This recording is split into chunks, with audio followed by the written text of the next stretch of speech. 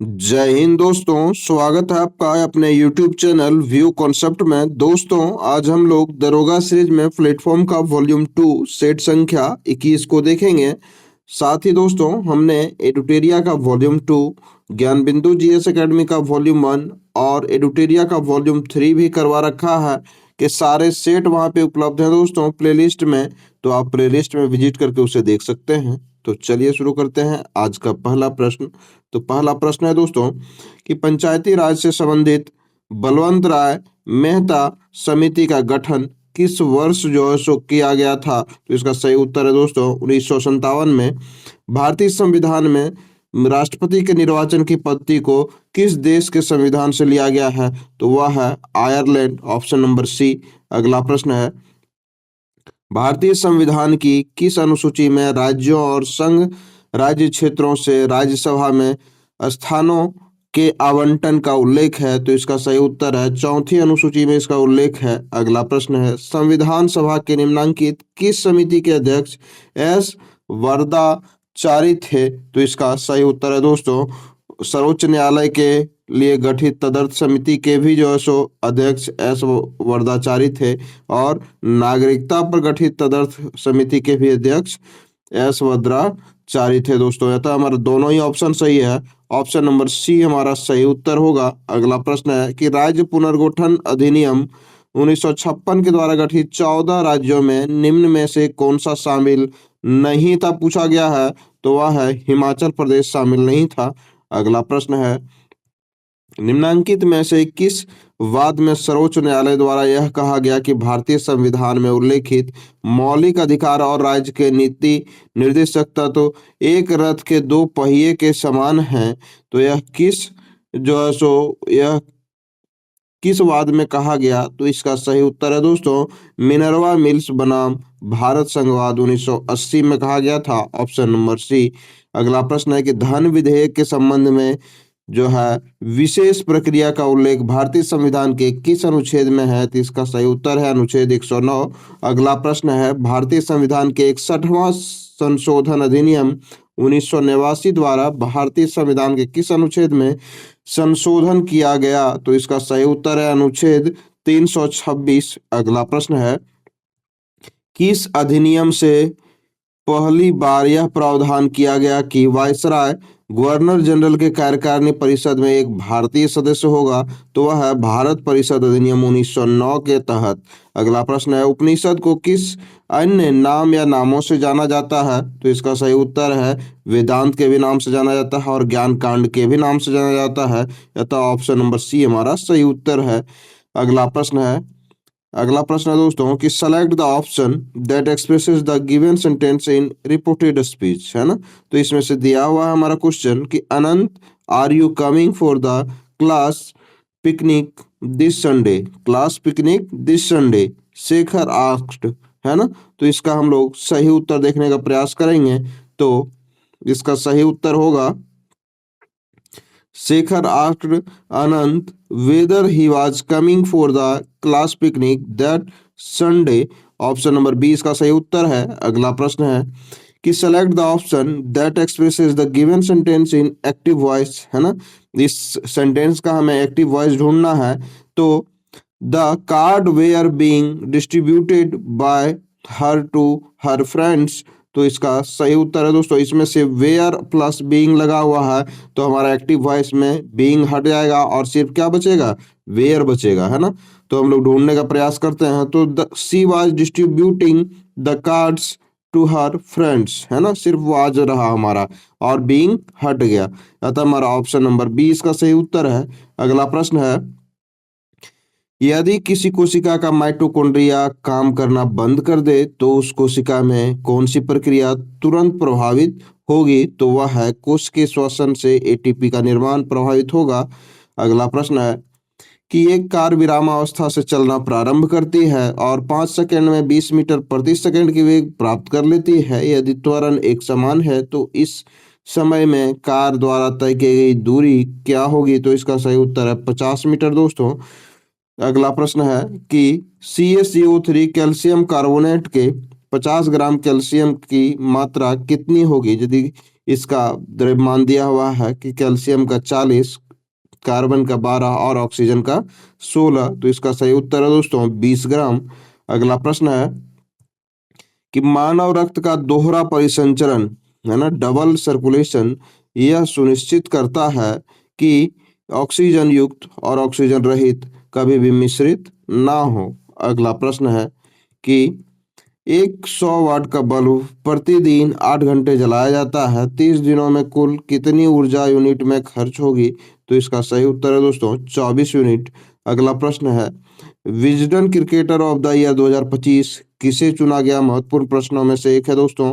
आपके किसी भी एग्जाम में छप सकता है, ऐसा ही नहीं सिर्फ बिहार दरोगा में, किसी भी एग्जाम में छपने वाला प्रश्न है यह, है ना। इसे 5 स्टार से आप चिन्हित कर सकते हैं।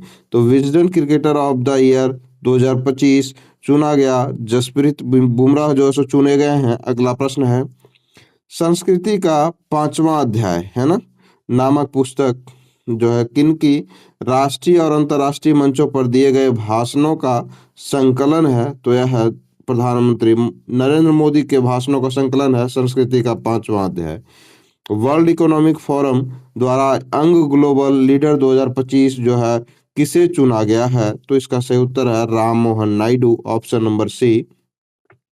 अगला प्रश्न है दोस्तों प्रश्न संख्या 21 पे चलेंगे हम लोग। तो प्रश्न संख्या 21 इस प्रकार से है कि दूत घटोत्कच किसकी जो है नाट्य रचना है? तो दूत घटोत्कच हम लोग जानते हैं दोस्तों भास की रचना है। अगला प्रश्न है कि ऋग्वेद में उल्लेखित छौनी नामक वाद्य यंत्र क्या था? तो इसका सही उत्तर है वीणा है, ऑप्शन नंबर सी। निम्नांकित यूरोपीय कंपनी में भारत में सबसे बाद में आने वाली यूरोपीय व्यापारिक कंपनी कौन थी? तो वह थी दोस्तों फ्रांसीसी कंपनी जो सबसे बाद में आई थी भारत में। अगला प्रश्न है कि रजिया सुल्तान के ठीक बाद दिल्ली सल्तनत की गद्दी पर कौन बैठा था? तो वह थे Muizuddin Bahram Shah, option number C. अगला है मदुरै के सल्तनत साम्राज्य का संस्थापक कौन था? तो इसका सही उत्तर है Jalaluddin Ahsan Khan, option number A. अगला प्रश्न है कि दिलावर खान ने निम्न में से किस स्वतंत्र राज्य की स्थापना की थी? तो इसका सही उत्तर है मालवा की। अगला प्रश्न है किस आंग्ल मैसूर युद्ध का अंत मद्रास की संधि से हुआ था? तो इसका सही उत्तर है प्रथम आंग्ल मैसूर युद्ध, ऑप्शन नंबर ए। अगला प्रश्न है कि निम्न में से कौन सा द्वारा एक्ट द्वारा पहली बार गवर्नर जनरल के परिषद के विधायी एवं कार्यपालिका कार्यों को पृथक किया गया था, है ना। तो इसका सही उत्तर है दोस्तों चार्टर एक्ट 1853 के द्वारा पहली बार जो है सो गवर्नर जनरल की परिषद के विधायी और कार्यपालिका कार्यों को अलग किया गया था, यानी कि पृथक किया गया था, है ना। अगला है प्रथम विश्व युद्ध में रूस के पक्ष में या रूस के गुट में निम्न में से कौन सा देश शामिल था? तो इसका सही उत्तर है फ्रांस एवं इंग्लैंड दोनों शामिल था रूस के गुट में। अगला प्रश्न है अमीर खुसरो की जो रचना है आशिका में किनकी प्रेम कथा का जो है सो वर्णन है? तो इसमें से देवल रानी और खिज्र खां के प्रेम कथा का वर्णन है अमीर खुसरो की रचना आशिका में, है ना। यह था हमारा ऑप्शन नंबर ये इसका सही उत्तर था। इनमें से कौन सा शब्द अंबर शब्द का अर्थ नहीं है ना। तो इसका सही उत्तर है दोस्तों अध्याय जो है सो अंबर शब्द का अर्थ नहीं है। अगला है निम्न में से कौन सा शब्द तत्सम है, यानी कि तत्सम शब्द को चुनना है। तो इसका सही उत्तर है उद्गम हमारा तत्सम है। निम्नलिखित में से कौन सा ब्यूटेन का एक सही संरचनात्मक समावयवी स्ट्रक्चरल आइसोमर है? तो इसका सही उत्तर है दोस्तों option number B 2 methyl propane, option number B. अगला प्रश्न है कि किसी खाद्य श्रृंखला में यदि उत्पादक स्तर पर 10,000 किलो जूल ऊर्जा उपलब्ध है तो तृतीयक स्तर उपभोक्ता पर कितनी जो है सो ऊर्जा उपलब्ध होने की संभावना है? तो ये 10% नियम के अनुसार तो हम लोग देखने का प्रयास करते हैं। तो इसका सही उत्तर होगा दोस्तों 10 किलो जूल, यानी कि 10% उसमें से हम ट्रांसफर होता है तो अंततः हमारा कितना पहुंचेगा 10 किलो जूल। पख ध्वनि तरंग हवा से पानी में प्रवेश करती है, निम्नलिखित में से कौन सी भौतिक राशि या परिवर्तित रहेगी? तो इसका सही उत्तर है आवृत्ति या परिवर्तित रहेगी। अगला प्रश्न है प्रश्न संख्या 36। 36 इस प्रकार से है कि निम्नलिखित में से किस अणु की ज्यामिति रैखिक यानी कि लीनियर है? किसके अनुसार? तो वेस्पर सिद्धांत के अनुसार, है ना। तो इसका सही उत्तर है दोस्तों CO2 कार्बन डाइऑक्साइड जो है सो ये अणु की ज्यामितीय जो है रैखिक है ना। मेंडल के प्रयोगों में जब एक लंबे पौधे टीटी का संकरण एक बौने पौधे टीटी स्मॉल टीटी से कराया गया तो F2PD में लंबे और बौने पौधे का लक्षण प्रारूपी यानी कि फेनोटाइपिक अनुपात क्या होता है? तो इसका सही उत्तर है दोस्तों 3:1 ऑप्शन नंबर सी। अगला प्रश्न है कि मानव शरीर में हानि पहुंचाने वाली कीटाणुओं से लड़ने के लिए होस्ट प्रोटीन, है ना, होस्ट प्रोटीन की खोज किस संस्थान के द्वारा की गई है? तो इसका सही उत्तर है IIT बॉम्बे के द्वारा किया गया है। भारत की सबसे लंबी रेल सुरंग का निर्माण किस राज्य में किया गया है? तो इसका सही उत्तर है उत्तराखंड में, ऑप्शन नंबर बी। अगला प्रश्न है विश्व के सर्वश्रेष्ठ अस्पताल रिपोर्ट 2024 के अनुसार भारत के अखिल भारतीय आयुर्विज्ञान संस्थान एम्स नई दिल्ली को किस स्थान पर रखा गया है? तो इसका सही उत्तर है 97वां स्थान पर रखा गया है, जो कि बड़ा ही दुर्भाग्यपूर्ण है दोस्तों। भारत में क्षेत्रीय ग्रामीण बैंक की स्थापना तिथि निम्न में से कौन सा है? तो इसका सही उत्तर है 2 अक्टूबर 1975 को जो है सो ग्रामीण बैंक की स्थापना की गई थी, क्षेत्रीय ग्रामीण बैंक की। अगला प्रश्न है कि विजन इंडिया 2047 के उद्देश्य निम्न में से कौन सा शामिल है? तो इसका सही उत्तर है दोस्तों 18 से 20 हजार अमेरिकी डॉलर की प्रति व्यक्ति आय इसमें शामिल है ना। और 30 ट्रिलियन अमेरिकी डॉलर की अर्थव्यवस्था प्राप्त करना इसमें शामिल है। अतः हमारा दोनों ही जो है सो उद्देश्य शामिल है इसमें से। पूर्व सोवियत संघ में निम्न में से किस प्रकार की अर्थव्यवस्था की उपस्थिति थी? तो इसका सही उत्तर है दोस्तों समाजवादी अर्थव्यवस्था की उपस्थिति थी, ऑप्शन नंबर सी। अगला प्रश्न है कि निम्न में से कौन विशेषता समाजवादी अर्थव्यवस्था की विशेषता है? तो इसका सही उत्तर है उत्पादन के संसाधनों पर सामूहिक स्वामित्व और केंद्रीकृत नियोजन, यह दोनों ही समाजवादी अर्थव्यवस्था की विशेषता है। यह तो हमारा ऑप्शन नंबर सी इसका सही उत्तर है।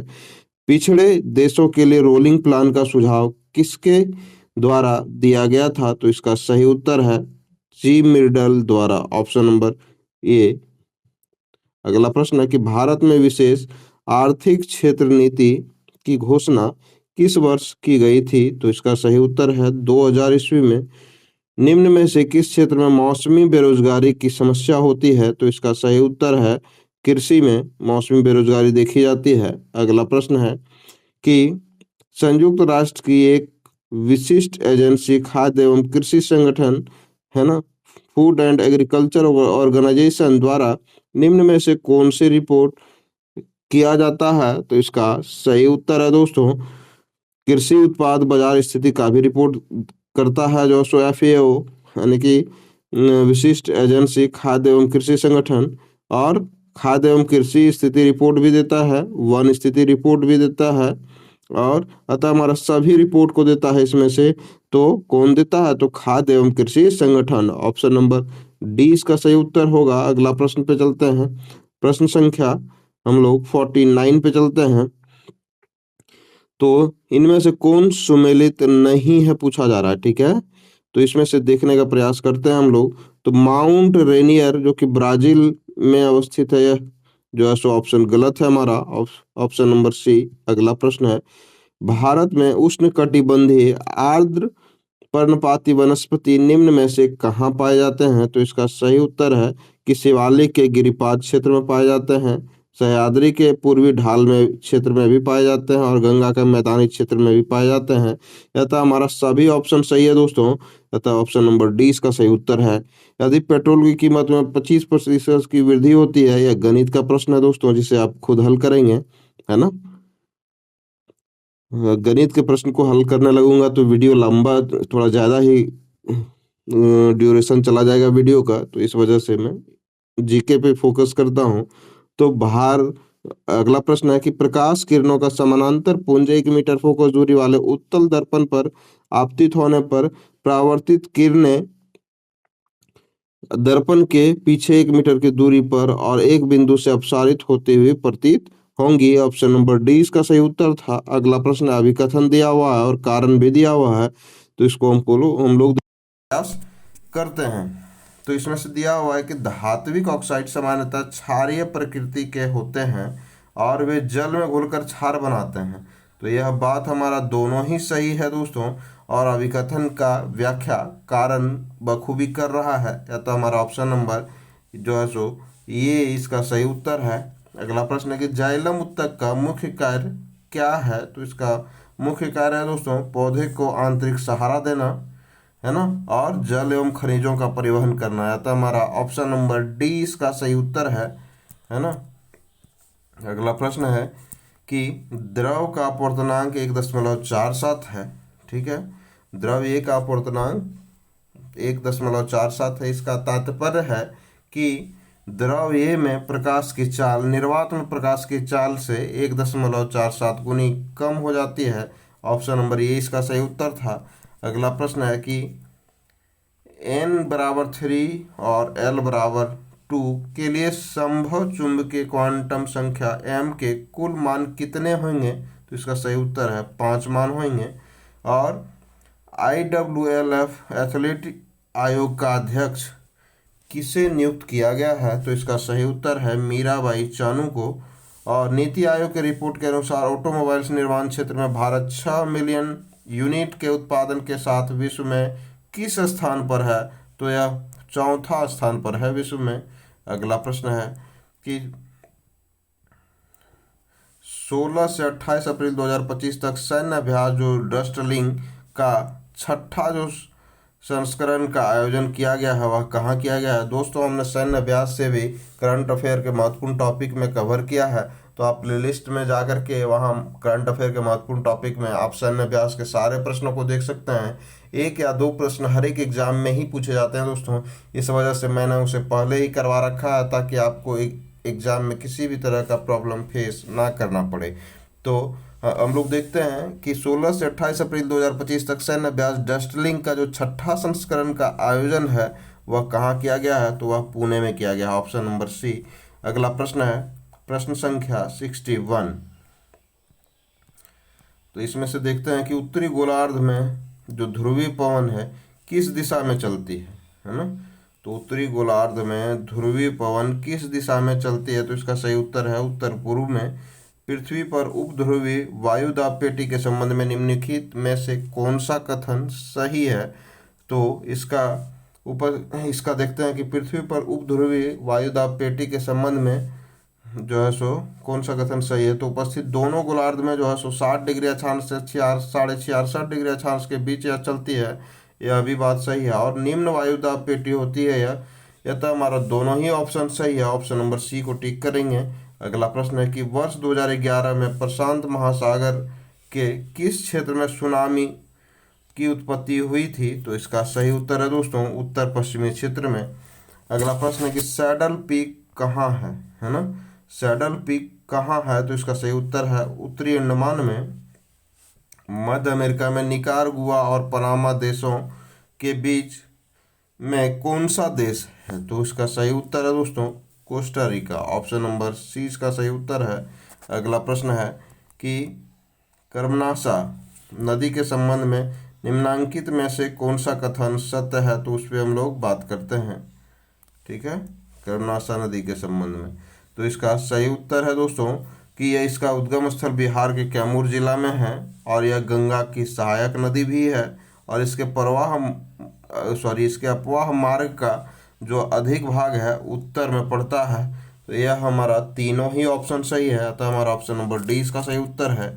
और अलगुहास अंतरीप जो है किस देश का हिस्सा है। तो इसका सही उत्तर है दक्षिण अफ्रीका का हिस्सा है। और इनमें से कौन पतन मिस्र में स्थित है ना। कौन सा पोर्ट जो है सो मिस्र में स्थित है। तो अलेक्जेंड्रिया पोर्ट हमारा मिस्र में जो है सो अवस्थित है, ऑप्शन नंबर ए। अगला प्रश्न है कि भारत की जनगणना 2011 के अनुसार निम्नलिखित में से किस राज्य की जनसंख्या सबसे कम है? तो इसका सही उत्तर है मिजोरम का। और सबसे शिक्षित में भी मिजोरम हमारा परसेंटेज में आगे है दोस्तों। प्रथम पंचवर्षीय योजना में किस क्षेत्र में सर्वोच्च प्राथमिकता दी गई थी?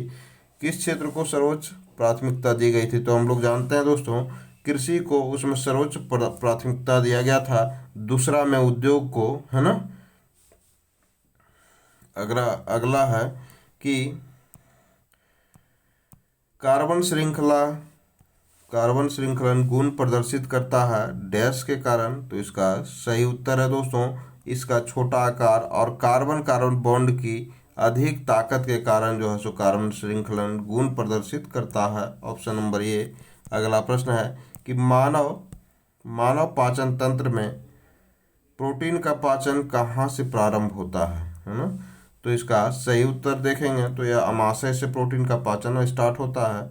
और अगला प्रश्न है कि जब क्रमशः 4500 एंगस्ट्रम, 5400 एंगस्ट्रम और 6000 एंगस्ट्रम तरंग दैर्ध्य वाली प्रकाश किरणें एक प्रिज्म से होकर के गुजरती है तो विचलन कोण क्या होगा? तो इसका सही उत्तर है दोस्तों कि 4500 एंगस्ट्रम के प्रकाश में अधिक होगा, ऑप्शन नंबर बी। अगला प्रश्न है, प्रश्न संख्या हम लोग चलेंगे तो प्रश्न संख्या हमारा 76 है। तो देखते हैं कि यदि ओजोन की परत पतली हो जाए, ठीक है, तो उसका क्या प्रभाव पड़ेगा? तो इसका सही उत्तर है दोस्तों, त्वचा के कैंसर के मामले बढ़ेंगे, है ना। निम्न में से कौन सा तत्व आधुनिक आवर्त सारणी के समूह 11 से संबंधित नहीं है ना। तो इसका नहीं है पूछा गया है, तो जो हमारा है पारा, इसका संबंध समूह 11 से नहीं है। अगला प्रश्न है कि भारत के किस शहर के शहनाई को जीआई टैग प्रदान किया गया है? तो इसका सही उत्तर है दोस्तों बनारस के, वहीं से हमारे बिस्मिल्लाह खां जो शहनाई वादक हैं बिलोंग करते थे, है ना। अगला है कि भारत सरकार ने विश्वविद्यालय अनुदान आयोग, यूनिवर्सिटी ग्रांट कमीशन का प्रभारी अध्यक्ष, है ना, किसे नियुक्त किया है? तो विनीत जोशी को किया है, ऑप्शन नंबर सी। अगला प्रश्न है कि भारत की प्रथम एटीएम वाली ट्रेन कौन बनी है? तो इसका सही उत्तर है दोस्तों पंचवटी एक्सप्रेस। और हालदा महोत्सव से भी संबंधित प्रश्न दोस्तों हम लोगों ने करंट अफेयर के महत्वपूर्ण टॉपिक में कवर किया है, तो आप इसे प्लेलिस्ट में जाकर के आराम से ढूंढ करके देख सकते हैं। आपका महोत्सव, त्यौहार, मेला, जिससे भी प्रश्न आते हैं उत्सव से, सारे प्रश्नों को मैंने उसमें कवर किया दोस्तों, है ना। आपका एक भी प्रश्न उससे छूटने वाला नहीं है, तो आप उसे देख सकते हैं प्लेलिस्ट में जाकर के। तो इसका हालदा महोत्सव किस राज्य में मनाया गया है? तो इसका सही उत्तर है हिमाचल प्रदेश। अगला प्रश्न है कि निम्नलिखित में से किसे राज्य कार्यपालक नहीं माना जाता है? तो इसका सही उत्तर है दोस्तों उच्च न्यायालय के मुख्य न्यायाधीश, ऑप्शन नंबर ए। 1951 से 1990 के दौरान कितनी पंचवर्षीय योजनाएं शामिल की गई हैं? तो इसका सही उत्तर होगा दोस्तों 7 पंचवर्षीय योजना। अगला प्रश्न है कि निम्नलिखित में से कौन सा त्यौहार जो है सो मराठी नववर्ष, देखिए दोस्तों अभी महोत्सव हम लोगों ने देखा था, इस बार त्यौहार की बारी है और हमने सभी चीज़ों को एक ही वीडियो में करवा रखा है, आप उसे जाकर के ज़रूर देखें। तो मराठी नववर्ष जो है सो के रूप में मनाया जाता है वह कौन सा त्यौहार है? तो इसका सही उत्तर है गुड़ी पड़वा, जो कि महाराष्ट्र में मनाया जाता है ना। और महाराष्ट्र के लोग को ही हम लोग क्या बोलते हैं? मराठी लोग। सूक्त को निम्नलिखित में से किस वैदिक ग्रंथ के स्रोत गान के रूप में जाना जाता है? तो इसका सही उत्तर है दोस्तों ऋग्वेद, ऑप्शन नंबर सी। अगला प्रश्न है कि भारतीय संविधान के अनुसार निम्नलिखित में से कौन सी अनुसूची सरकार के शक्तियों के पृथक्करण से संबंधित है? तो इसका सही उत्तर है 7वीं अनुसूची। अगला है कि भारतीय संविधान के किस अनुच्छेद में स्पीकर और डिप्टी स्पीकर के पद से अवकाश त्यागपत्र हटाए जाने का उल्लेख है? तो इसका सही उत्तर है अनुच्छेद 94। अगला प्रश्न है कि 1940 का अगस्त ऑफर, है ना, किस ब्रिटिश अधिकारी द्वारा दिया गया था? तो इसका सही उत्तर है दोस्तों लॉर्ड लिनलिथगो द्वारा दिया गया था। और अगला है कि पीएम सूर्य घर मुफ्त बिजली योजना में कौन सा लाभ शामिल नहीं है? तो इसको देखते हैं। तो निजी क्षेत्र के लिए बिजली की कीमतों में कमी होगा, यह लाभ शामिल नहीं था हमारा। तो ये ऑप्शन नंबर सी इसका सही उत्तर है। अगले प्रश्न पे चलते हैं, जो प्रश्न संख्या है 90, है ना। तो प्रश्न संख्या 90 है हमारा कि पर्णपाती वन और ट्री श्रूडेक ग्रासलैंड किस प्रकार के जलवायु में पाए जाते हैं? तो इसका सही उत्तर है दोस्तों उष्णकटिबंधीय आर्द्र एवं शुष्क जलवायु में पाए जाते हैं। अगला है गणित का प्रश्न जिसे आप खुद हल करेंगे, है ना। अगला है कि उत्तल दर्पण के मुख्य अक्ष के समानांतर, है ना, मुख्य अक्ष के समानांतर प्रकाश पुंज कहाँ पर होगा? तो हम लोग देखते हैं कि इसका सही उत्तर है दोस्तों कि एफ पर अभिसारित होता प्रतीत होगा। और इनमें से कौन सा कीटभक्षी पादप है? तो इसका सही उत्तर है घटपर्णी। अगला प्रश्न है कि एक परिपथ तीनों प्रतिरोधों R1 R2 R3 के संयोग से बना हुआ है जिसका मान 5 ओम 10 ओम और 30 ओम है। इससे जो है सो 10 वोल्ट के जो सो नगण्य आंतरिक प्रतिरोध वाली एक बैटरी से संयोजित किया जाता है, यानी कि जोड़ा जाता है। तो प्रत्येक प्रतिरोध एक दूसरे के साथ समानांतर क्रम में है, तो परिपथ का कुल प्रतिरोध कितना होगा? तो इसका सही उत्तर होगा दोस्तों 3 ओम होगा इसका कुल प्रतिरोध। अगला प्रश्न है समूह 1 के निम्नलिखित तत्वों को उनकी परमाणु त्रिज्या के अनुसार अवरोही क्रम में व्यवस्थित करना है ना। तो इसके परमाणु क्रमांक और कोष्टकों में दिए गए हैं। तो लिथियम 3 है और पोटेशियम 19 है, CS जो कि सीजियम है 55 है, सोडियम 11 है और रुबिडियम हमारा 37 है। तो इसको देखते हैं। तो इसमें से हम लोग घटते हुए क्रम में व्यवस्थित करते हैं। तो सबसे पहले सीजियम आएगा हमारा, है ना, जो कि परमाणु त्रिज्या सबसे बड़ा है, उसके बाद रुबिडियम का, उसके बाद पोटेशियम का, उसके बाद सोडियम का, उसके बाद लिथियम का है। तो हमारा ऑप्शन नंबर डी इसका सही उत्तर था। अगला प्रश्न है कि समस्थानिक यानी कि आइसोटोप्स में क्या समान होता है? तो हम लोग जानते हैं दोस्तों कि आइसोटोप में प्रोटॉनों की संख्या समान होती है, यानी कि परमाणु संख्या जिसमें समान होता है उसे ही हम लोग क्या बोलते हैं? समस्थानिक बोलते हैं, है ना। और हम लोग जानते हैं कि Z बराबर P बराबर E होता है ना, यानी कि Z मतलब परमाणु संख्या किसके बराबर होता है? तो प्रोटॉनों की संख्या के बराबर होता है। प्रोटॉन किसके बराबर होते हैं? तो इलेक्ट्रॉन के बराबर होते हैं। तो इस फॉर्मूले को हम लोग याद रखेंगे दोस्तों कि Z बराबर P बराबर E, है ना। बहुत सारे एग्जाम में आपको काम आएगा। अगला प्रश्न है कि शून्य गरीबी योजना का नाम संविधान निर्माता डॉक्टर BR अम्बेडकर के नाम पर रखने की घोषणा किस राज्य सरकार के द्वारा की गई है? तो वह है उत्तर प्रदेश। भारत के प्रधानमंत्री नरेंद्र मोदी ने किस राज्य में महाराजा अग्रसेन हवाई अड्डे पर नए टर्मिनल भवन की आधारशिला रखी है? तो वह है हरियाणा। अगला प्रश्न है कि द इंडिया आई सॉ नामक पुस्तक जो है सो किसने लिखी है? तो यह पुस्तक जो है सो किसकी आत्मकथा है जिसे हाल ही में लॉन्च किया गया है? तो इसका सही उत्तर है दोस्तों S अंबुजमल का जो सो आत्मकथा है द इंडिया आई सॉ। यहीं पर हमारा वीडियो समाप्त होता है। आपका दिन शुभ हो। धन्यवाद।